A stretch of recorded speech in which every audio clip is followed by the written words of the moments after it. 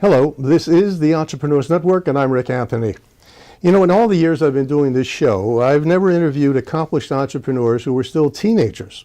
I've read about them, I've even met a few along the way, but I've never had a chance to spend 30 minutes with them to hear their stories, to hear how their idea was germinated, and how they decided and why they decided to take on the mantle of entrepreneurship. It's a pretty heady responsibility for those who are serious about it. Until today, I hadn't met anyone like that, but today I'm meeting two of them. I have the great pleasure of introducing Chris Muth and Ryan Clowder, both classmates at Devon Prep, and their story about how they decided to create something for a niche market and then push it to the point where they were able to compete in a national competition against 61 other competitors, other bright young teenagers, and won. First prize. The prize is a $50,000 scholarship, as I understand it, that is available to them if they choose to take advantage of it. The competition was it's called the 10th Annual Saunders Scholars National Competition that was held just in May. The rest, as they say, is history. Today they have a company. Today we'll hear about it. Welcome, Ellen, Chris, and Ryan. Welcome to the Entrepreneurs Network. Delighted to have you here. Gentlemen, your story is really inspirational, not only for other young, aspiring entrepreneurs, but folks of any age who see a problem, either because God didn't quite finish his work or because nature didn't finish its work, or perhaps I should say her work, and you come up with a solution that is scalable and somebody is willing to pay some money for. So congratulations on that. Ellen, let's first talk about the Young Entrepreneurs Academy. I'm embarrassed to say that as long as I've been as part of this, at least this region's entrepreneurial ecosystem, I'd never heard of it before. Is that my fault or yours? Probably a little bit of both. We brought the Young Entrepreneurs Academy, which is a national program that was formed at the University of Rochester in 2004. We brought it to Pennsylvania. So we were the first program in all of Pennsylvania, and it's offered at Cabrini University. And in the fall, we'll be starting our 6th year. And it's for middle school and?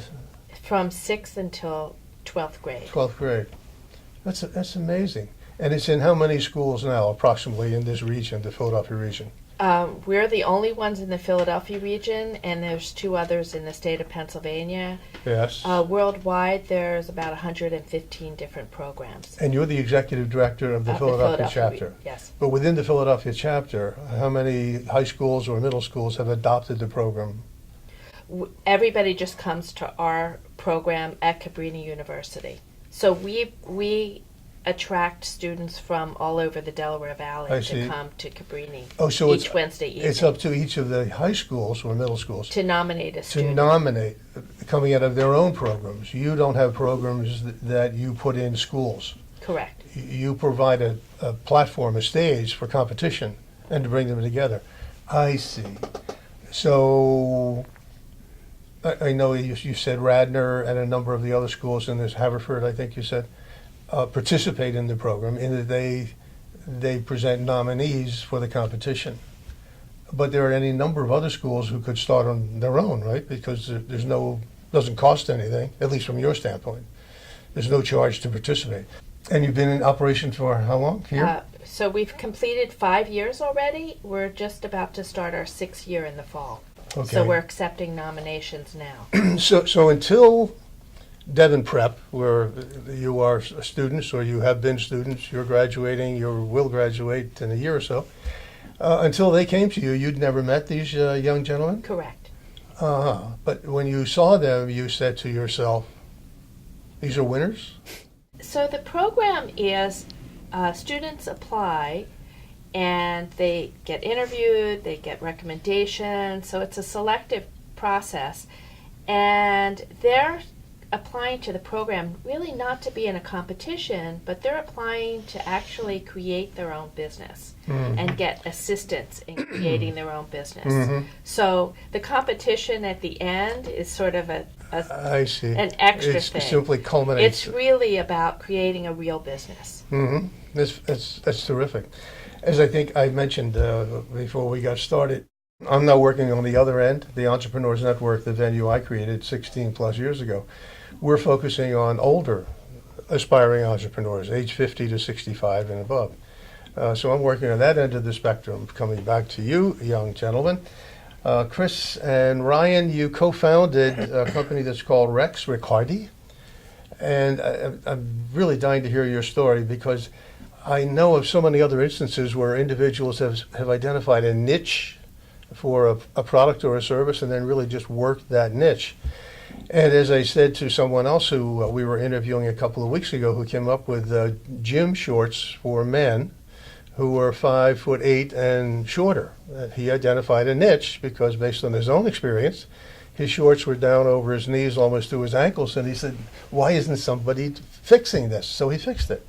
What was the problem you saw with pocket squares? I've had a collection of them in my bureau for years, but very seldom pulled them out. What did you see? How did you identify this opportunity, if not a need, at least an opportunity? I think we saw the opportunity just in the kind of comeback of pocket squares. You know, as you said, you had them in your I must bureau have for missed the years. memo. I didn't know they were coming back. Yeah, they're coming back. So I don't know if you notice it, you'll see them a little more in like the younger kind of 20 to 30-year-old Yes. young professionals and kids in The college. flourish peeking out of the pocket. Yes. Yeah, yep. So newer generation's kind of bringing back the style, and we saw the opportunity to really get in on the ground floor and help kick it off and keep it going. So your target market is millennials? Yeah, so probably anyone from the age of 20 and up, because some older gentlemen like to wear them, people in their 50s and 40s. Mm-hmm. Well, did you follow the normal standard track of an aspiring or nascent entrepreneur? That is, do the research first to determine whether or not there's a market out there. Yeah. What research did you do? So all of our research we did through the class on Wednesday nights, and then we did work outside. But we were looking at things like Men Warehouse. They released a statement that said their sales of pocket squares went up 50%. Really? So just research like that online, that's what really kind of gave us the confidence to pursue pocket squares. Mm-hmm. That's fascinating. And I believe, Chris, you had a special motivation for developing this company as a social entrepreneurial venture. You were a cancer survivor, thank God. And so your pledge that both of you made was to donate a percentage of your profits to Alex's Lemonade Stand. Yeah. How has that worked out? It's been good. We've signed with them to do this, and they're on board. So we'll be donating 10% of each pocket square we sell. That's great. Yep. That's terrific.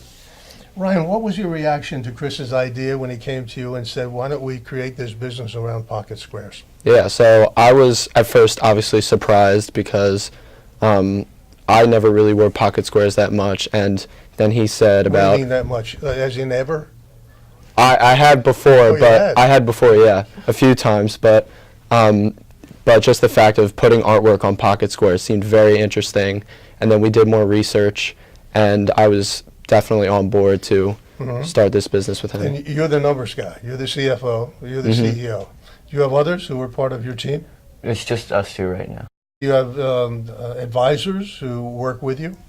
Absolutely. So the class provide us with advisors. One of ours is Rachel Black, who works with us through the class, and then we also have people outside in our families that we work with as well. Are there others at Devon Prep who are participating in the same program? No one else participated in the program. But, So when you say class, is it Devon Prep who provides a class? so the Young Entrepreneurs Academy. So it was a class every Wednesday night. Okay, I see. So classroom type setting. Yeah, but Okay. it's completely outside of school. So Devon Prep gave us information about it, and then we came to the information sessions. And Who invented the pocket squares? Did you do the research on the history of pocket squares? We did, yes. Because I have no idea where they came from. This actually kind of connects to where we get our name. So King Richard II of England is thought to be the man who started to wear a handkerchief as a fashion piece instead of just blowing his nose with it.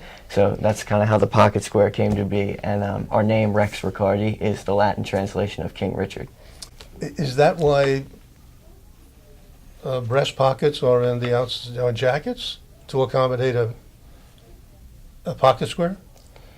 I don't know the answer to that either. I But it don't makes know sense, that doesn't it? specifically, but that would make sense. Yeah. Yeah. Yeah. Huh. You learn so many things in these shows. Is there a correct way to fold?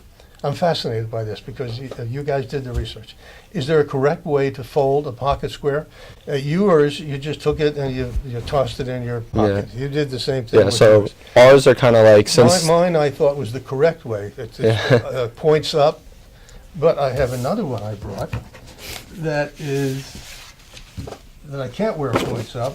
I cheated on this one because it's multicolored, but normally I just take it and stuff it in there, a little rakish, something like that. Is there a correct way, depending upon the occasion or how you're dressed? I mean, not really, because our pocket squares have artwork on them. There's a lot of different colors. Pull your pocket. So sometimes you have to, if you want to capture different colors. So the way I folded it, I got more white and light blues. Yeah. But sometimes if you could fold it a different way, this side, and Right. get more darker colors. Uh-huh. So Points up. yeah, so it's really just kind of what the look you want. Why don't you open it? Oh yeah. And if you would, please. So this is one of our new designs. This isn't released yet. Uh-huh. And where did the designs come from? You folks design them? So this one here, these are reproductions of original painting done by a friend of mine named Garo Yepremian. He played in the NFL, and his wife is letting us use his old paintings as designs. So that's where this design and one of our other ones What's came his from. story, by the way? There's a backstory on that. Yes. So he unfortunately passed away from cancer a number of years ago, and Yeah. he was a big supporter in raising funds to fight cancer, and that's kind of how we were connected. Yes. And so that's why we're using his designs, and then the 10% is going to the Alex's Lemonade Stand. Mm-hmm. How many designs do you have at this point? Of Garo's, we have 2, which are the only 2 designs we're selling right now, but this one and we have 2 others are newer designs that we'll be releasing soon. And where are they manufactured? Right now they're manufactured in China, but we're planning to move Bring 'em to back? the U.S. There's a place in central PA that we found that could do this for us. Mm-hmm. And the textile? These 2 here are silk, and then for our new designs, we're kind of exploring other fabrics and materials. You've been at this now for how long? Since November, when we Just started. November of last year? Yeah, when we started. Did it ever occur to you? Did it ever occur to you that you might be someday sitting here talking about your company, not just a little venture you started, but a real company? It's Is it a exciting. daunting thought that all of a sudden you've got a company? Yeah, it's surprising. I mean, we both came into the class expecting to create a business, but I mean, obviously with winning the competitions, that has helped us gain more publicity and being able to build up our business. So it's definitely very surprising for us, but we're excited for the Great. opportunity. Yeah. Ellen, talk about the competition. There were 62 competitors, as I understand it, in this year's round. What were the criteria, and how did these folks stand out from the other 61? So what happens is that each program across the world actually that exists, they select one semifinalist and then they send them to the national competition. And Ryan and Chris won our region, the Northeast region, which I happen to think is always the most competitive because we've been around the longest, Yes. so there's been more programs in the area.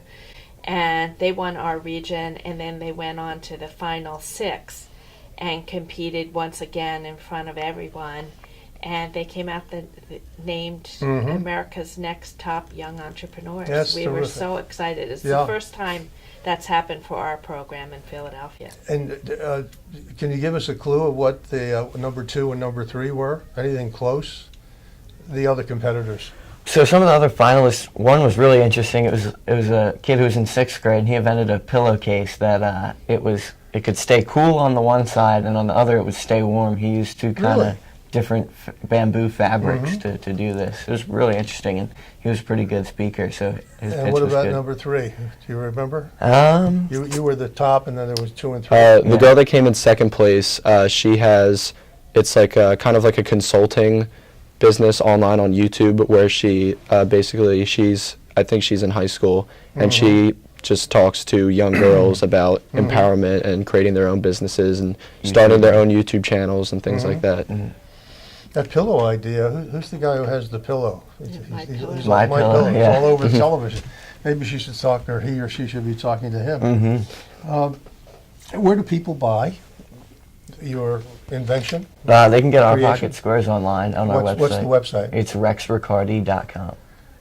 Let me go back again, Ellen, because I'm really fascinated by this academy idea. Are there plans to not only expand the academy, but to offer additional services to aspiring young entrepreneurs? So we're looking at that. We're looking to expand to another location. And when I say we, the organization that sponsors the Young Entrepreneurs Academy in the Philadelphia area is NAWBO, the National Association of Women Business Owners, nonprofit arm, which is called the Philadelphia Center for Advancing Entrepreneurs. And so they raise money to help us offer the program. And you were a little modest because you were recognized as well, I think. You were executive was director of the recognized. Philadelphia chapter. Yeah, so this year I was recognized as the executive director of the whole program, the whole country. That's terrific. Congratulations Thank you. to all of you. Okay, let's again go back to the national competition. What was entailed? What did these young men have to do? And who were sitting on the other end of the table judging which of the 62 presentations was the best? There were 2 rounds, the regional round, Right. and they were CEOs that were local to Rochester.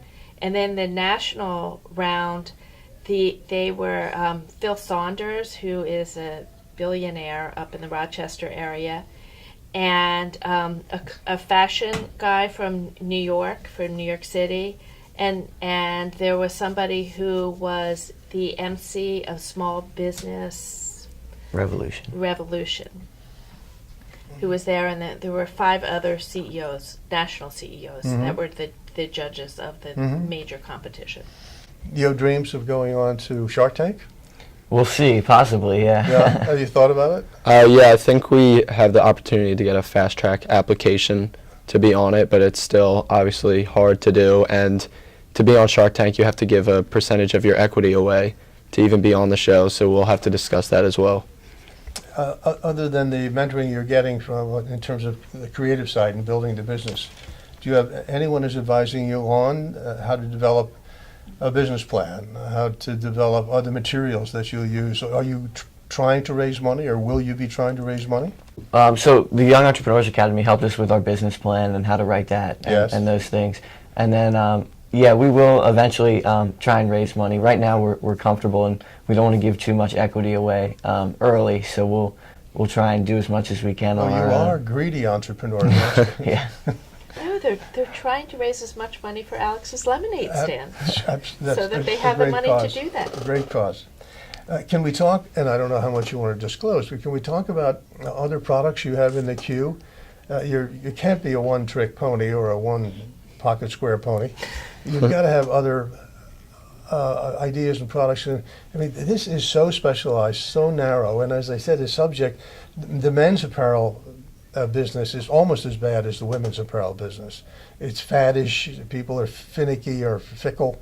They move from one thing to the next, dictated by celebrities and so on, which is another issue, I guess.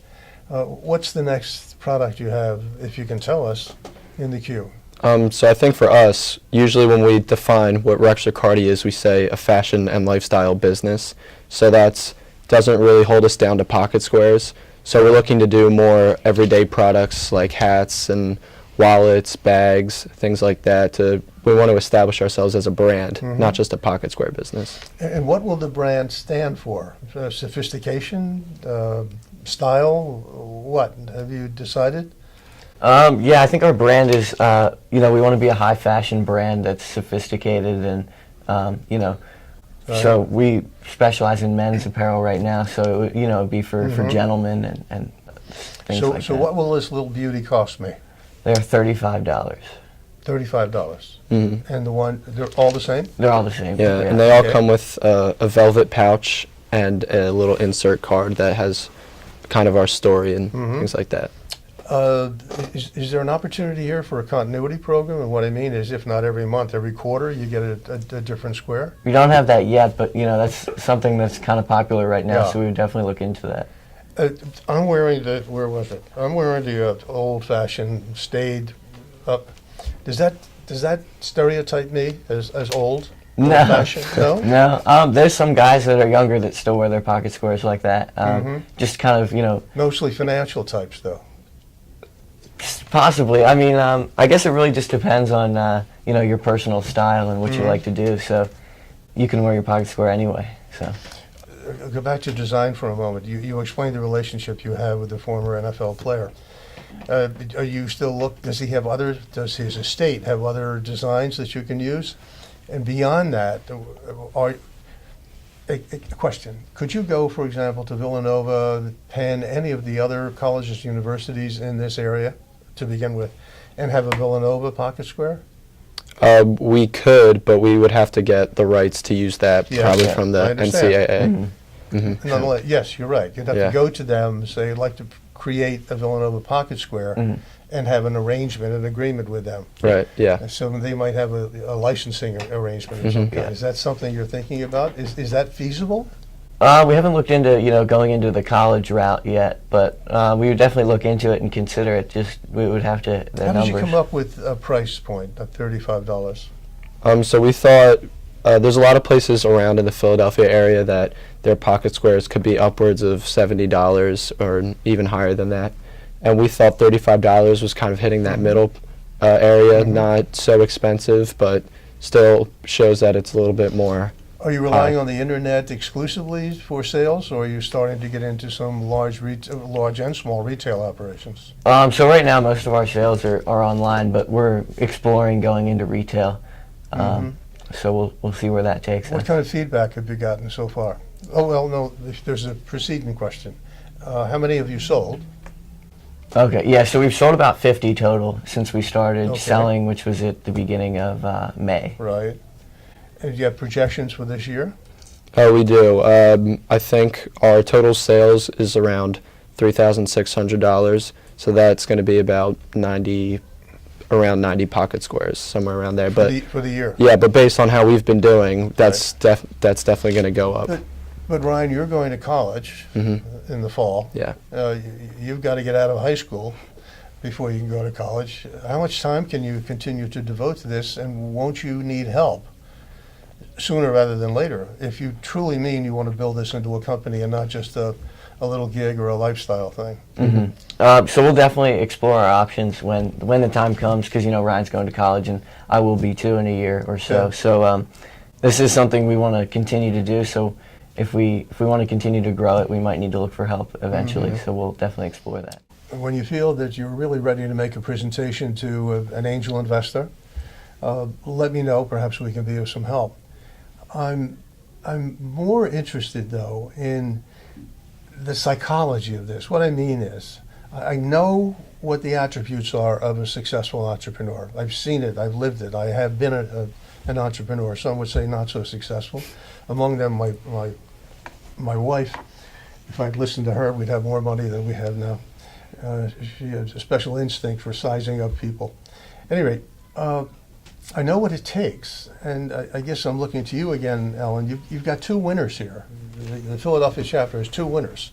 That gives you some celebrity, something to bragging rights. What does the Academy now do, or anyone else, to help them move through the various stages to product development, manufacturing, and then finally distribution? As you know, it's critical in this. You're not going to make a lot of money on the internet. You're just not. You've got to get into retail. Is there support, help from the Academy? The thing that's interesting about having an organization of entrepreneurs behind you Yes. is that there's a lot of people in the group that actually are rooting for them as well. Yes. And so they're there as a backup to help guide them through that process. In some formal way or informal? It's informal in that we're always sort of reaching back to them. Right. And then their job to reach back and say, I could use some help in this particular area. When you get out to the University of Pittsburgh, the likelihood is they're going to have an entrepreneur center of some kind, innovation and entrepreneurship. All major campuses have them now. Do you plan to participate in that particular opportunity and maybe take this idea into the Entrepreneur Center where you can get faculty help and support? Yeah, so I definitely, Pittsburgh has an entrepreneurship major that I could pursue, but I don't have to decide that until the end of my sophomore year. Right. But I definitely want to use the tools that that university has to offer to help slingshot this business even further. You should get into cufflinks as well. I think they're coming back. French cuff. Oh, yeah. Come to think of it, yeah. Catalog sales. You've got to look into catalog sales. And your story is such a great story, particularly because of the connection with Alex's lemonade stand. It's got a great deal of appeal. There were a number of articles written about you when you won the national championship. Have you gotten feedback or inquiries from anyone as a result of that publicity? I think the publicity's definitely helped with our sales and people knowing who we are. It's helped grow our social media a little bit, so that's good. So it's been nice. Well, it's been a treat to visit with you. I wish you the best of luck. I can't wait to see the next product and the one after that and the one after that, because that's the only way you're going to grow this, so it's scalable. If there's any way we can be of help, either here at the studio or because we have a special interest in entrepreneurship at Radnor Studio 21, but also through the Entrepreneurs Network, which I have and have had for the past 16 years. It's great fun. Ryan, best of luck. Thank you. Chris, Thank you. Thank you for best having of us. luck. Ellen, pleasure to be with you, and we'll talk offline about the Academy and whether or not there's any way we can be of help bringing it to the attention of more people here, at least in the Philadelphia area. So until next time, this is the Entrepreneurs Network. I am Rick Anthony. Take very good care. Before I go, check out the website. The website is rexricardi.com. There might even be a pocket square with your initial on it one of these days, right? Sooner rather than later. Until next time, take very good care of yourselves.